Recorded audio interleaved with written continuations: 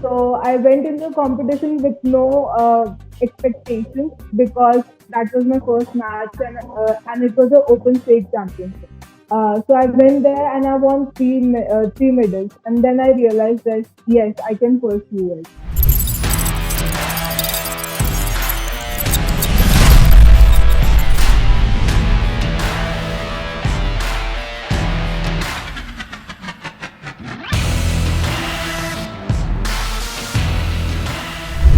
Hello everyone, I'm Niharika Lahoti and I welcome you all to Sports Tiger Presents Mission Gold in association with Spark. Today our guest is a professional shooter and a lawyer in the making. She has won more than 50 medals in a very short span of time. She represented India at the ISSF World Shooting Championship where her team not only clinched a gold medal but also set a world record. Please welcome Manini Kaushik. Hi Manini. Hi, thank you for having me here. How are you doing? I'm good, just the regular stuff. How is lockdown treating you? Well, it was fun initially for me because I get to sleep a lot. So I was getting myself back into the system again after a long series of competitions. But since the second lockdown, it's been really lethargic and it's like getting on my nerves. True, it's getting on everyone's nerves. That's very true about the lockdown, especially the second phase, which we were not expecting at all. Anyway, let's start with how did shooting happen to you? Like, when was it when you realized that this is something that you love and want to do and pursue as a career option and represent India and play for yourself? When did it happen to you? So I started shooting in 2014, but there is a background story to it. In No. 2012, me and my family, along with my father's friend, went to Jammu and Kashmir. So we were staying in a BSF nearby a BSF camp. So my father is a judge. He went there. He heard shooting, bullets and all. He was able to hear the noises. So he went over there. He introduced them. He introduced himself, and the major or the commander over there, who was in charge, was a friend of my father's friend. So he said, "Sir, you can fire. You can also fire here." So my father and my father's friend both shot 10 shots, and my father's shots all were in center inside the bull. So he thought, he thought if he has the talent, maybe I possess the talent too. And also, my maternal grandmother, she wanted to be in the army, and she was also a good shooter, but she didn't pursue it. So after 2 years, for 2 years, he went on researching how the events happen, what are the criteria, how the things take place, who is the organization. Then in 2014, he was firing shots in the balcony, like with the one that is available in the fairs at the for shooting balloons. So he bought that rifle and he was shooting balloons in the balcony. I went there and I was fascinated and I asked him that I want to shoot too. So he shot. 8 out of 10 balloons and I shot 10 out of 10 balloons. Wow. So the next day he took me to the range and the coach over there said me to shoot and I shot a bullseye, like 10.9, the perfect shot, the very first shot. So he said that she has talent, we can push her into this career and she can pursue it. Oh wow, like the first shot was a bullseye shot is a big deal.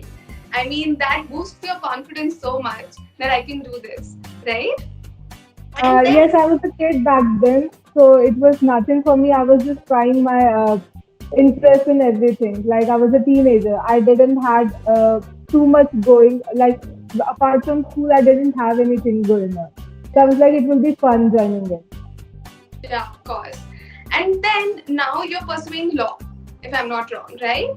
Yes. So how did law? Are you equally passionate about law, or it was societal pressure? Why did you choose to, pursue law? So my father is a judge, as I told you. So I was always interested in law and judiciary. I had two options, either psychology or law, because I was interested in both. I had psychology in 11th and 12th, so I knew the basic concept of psychology. So I had aptitude test, and then it had 75% of law and 50% for psychology. So I started with the law career.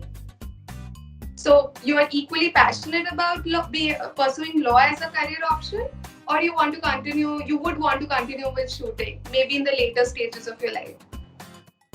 My father always says one thing, that uh, shooting is your first priority, law is just for the backup. Okay, so law is a backup plan, and because you had interested in psychology and other subjects, you pursue it. Yeah. All right. So you know, as far as I am concerned, I don't know much about the technicals of shooting, but I know that you need a lot of focus, mental strength, and you need to block yourself out, and then only you can shoot for it. How do you do that? I mean, Uh, how do you muster all that focus and block out the world? How is it even possible? well, in shooting, as well as with mental strength, physical strength is also required to hold the gun for such a long period of time and with such stability. And also, you need mental focus so that you can concentrate over each and every shot and each and every detail of your technique. But as you continue, you get into the practice, you get to know yourself that you have no excuse apart from concentrating and focusing yourself on your shoot. Yeah, absolutely. But when was that first time, like your first medal, when you actually got the confidence that yes, I can, of course, shooting bullseye was a big deal in the first practice match. But when was that first medal, which that is when you start believing in your talent? When was that? When did that happen? It was your first medal or any medal after that? Uh, so my first medal came after 1 week of shooting. Like there was a competition.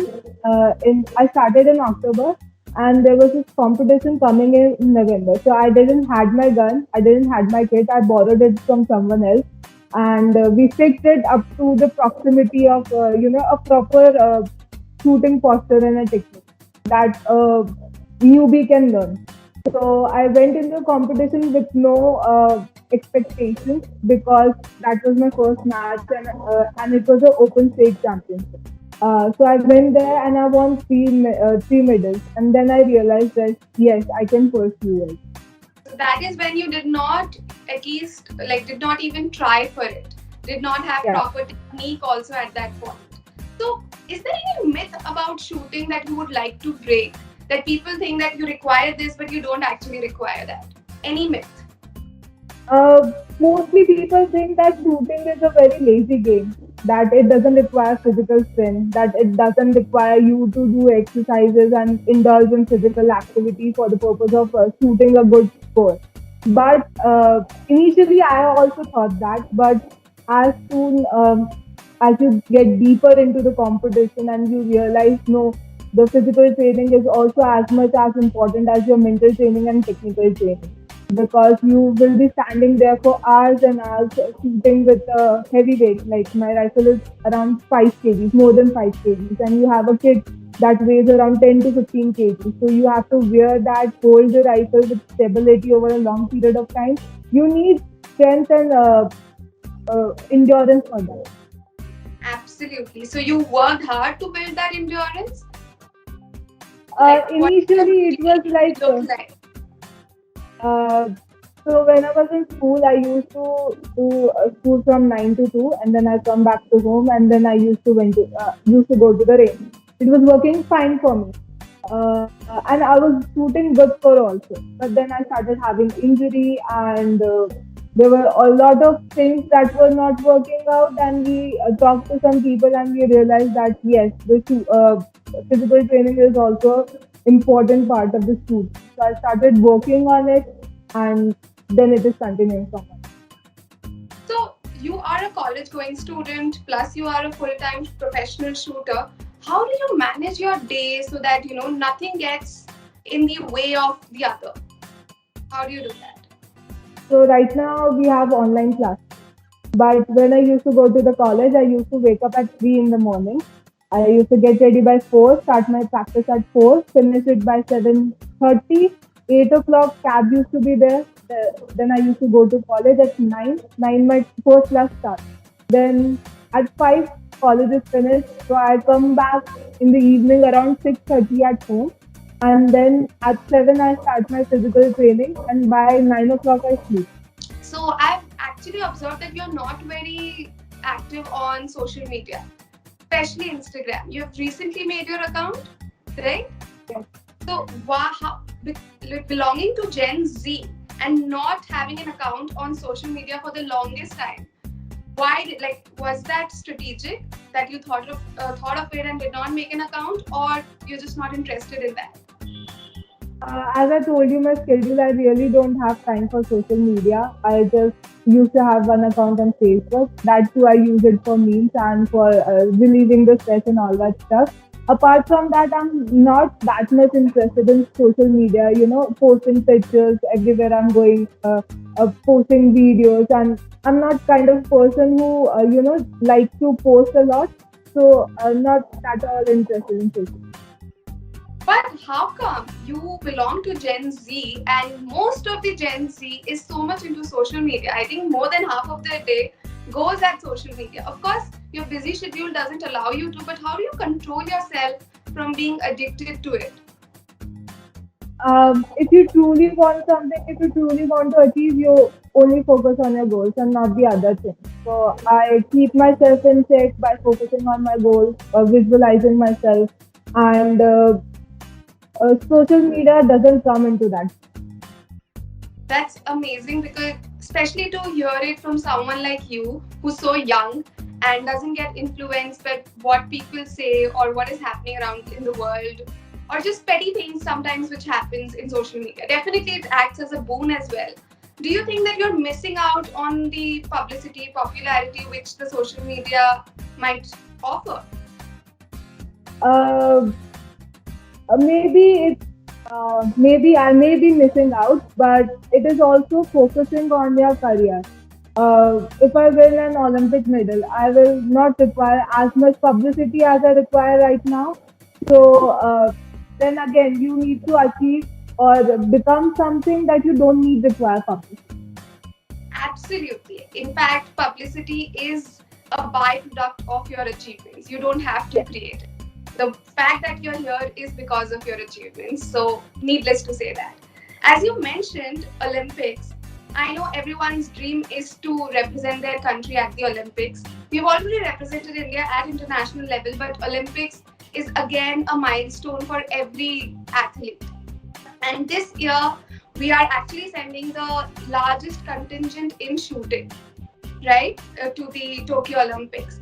What do you think fell short in your preparation or qualification that you couldn't, you know, qualify this year? And definitely you will be trying for 2024 Olympics. So what will be the change in strategy for 2024? Um, so for qualifying Olympics, performing only that year is not important. You have to be consistent in your competition performance.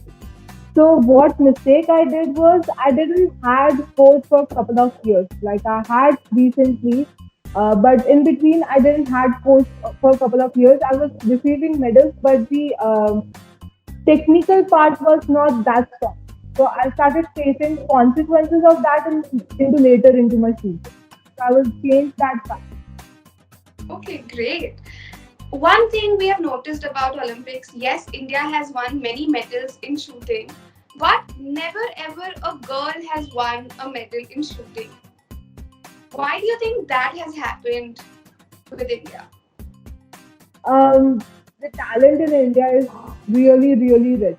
If you see, there was this coach who posted online that top 15 to 20 shooters can qualify for Olympics in India. Girl shooters can Yes. qualify.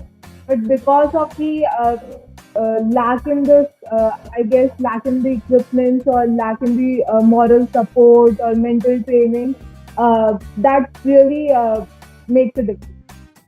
Absolutely. But I think it's people like you who are breaking the barriers and encouraging others to, pursue such careers. And even though, like you mentioned, in your first game you did not have a kit, yet you won a medal there. So I think this will really encourage people to come forward and pursue careers like this. Lastly, we'll play a game. Okay, it's a rapid fire game. You know what rapid fire is, right? I'll ask you some quirky questions there. It's called Race to Go.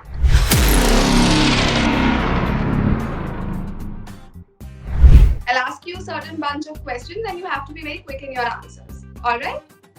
Okay. Okay, so here you go. First thing, what comes to your mind when I mention these words? First, cricket. Virat Kohli. Second, Olympics. 2024. Social media. Memes. Law. Law. Cases, interesting cases. Great. Now the second question, since you belong to Gen Z, I'll ask you some Gen Z language, lingo as you call it. Okay, and you have to tell me what it stands for. Alright? Number one, GOAT. A greatest of all time. And who do you think is an absolute GOAT in your, career? Well, I don't compare myself to others, but I think that any person can be greatest if they believe in themselves and they, instead of competing with others, they compete with themselves. Absolute. Second, OG. I don't know what OG is. Original gangster. It's like someone who's very authentic, very old school. Okay. Second, to ghost someone. To not respond to them. Yeah, to absolutely ignore someone Yeah. and go missing without information. Four, no cap. Don't know about that. So it's like, just pick a wild guess. No cap. No cap. Seriously, I don't know. So it really means when something is going great. Like this interview is going great, no cap. And like Okay. it's genuine when I say this. No cap means when you genuinely mean a statement. Okay? Then the next question, last thing you Googled. Last time I googled was about some series I was watching. Okay. Subject you didn't like studying in school. None of them. I loved every subject. Oh, great. Then first toy you remember picking up as a toddler or maybe later. Archery set. Really? Wow. Yeah. Now you can connect the dots, shooting and archery and everything, like focus, mental strength and all of that. Now, it's a part of this rapid fire. You just have to answer with a yes or a no. Okay? Okay. Have you ever bunked a class in school? No. Never. Officially, no. Unofficially, yes. Like, I took the permission of the class teacher to work on some project for the softboard and actually went there, but nothing like I was But roaming that's around and not something bunking like that. the class. Bunking the class is when you don't, take the permission and miss out on the class. Very sincere Yeah. student, I must say. Have you ever eaten anyone else's lunchbox? Before lunchtime Sorry? or during? Before lunchtime or during the lunchtime? Before lunchtime, without telling them. No. Never? No. Okay. Have you ever danced in the front row of an annual function? Yes. You have? Which song? Actually, I was part of the dance group, the annual functions or Janmashtami celebrations on stage. Yeah. Okay. Have you ever cheated in an exam? Yes. Which exam? It's not for the marks. I don't cheat. If someone asks me, I tell them the answer. So you haven't ever asked or cheated from somewhere? Not that I remember of. Might have. I'm not saying I haven't. Might have, but I don't remember. Okay. Have you ever lost your lunch box or water bottle in school and got a big scolding at home after that? Lost a water bottle. Yes, in college, but not the school. Not in school time. Okay, now one last question. It's about general trivia. Who has been recently appointed as the Youth Affairs and Sports Minister? I just watched it yesterday. I remember his face. I don't remember something with R. Uh, I can't remember. I remember the face. I'm really bad with the name. So what happens if someone asks me a question like that? I remember the face, but then I forget the name. Can you remember the last name of that person? Uh, Honestly, I'm remembering his face. I yesterday No only problem. at night I watched his news. No problem. It was amazing talking to you, Manini. I think you will have a long way to go and you will achieve a lot in your life. It was an absolute pleasure talking to you. How do you feel? I feel really great, and this is a great platform to promote any sport. So thank you for having me here. Any message for the people who are representing India at the Olympics? I don't think so that they require any message from me because they already know that what they have to do and they are pretty clear about it. So all the best. All right, Manini, all the best for Olympics 2024. We are sure you're going to qualify it and all your future endeavors. Thank you so much for talking to us. Thank you.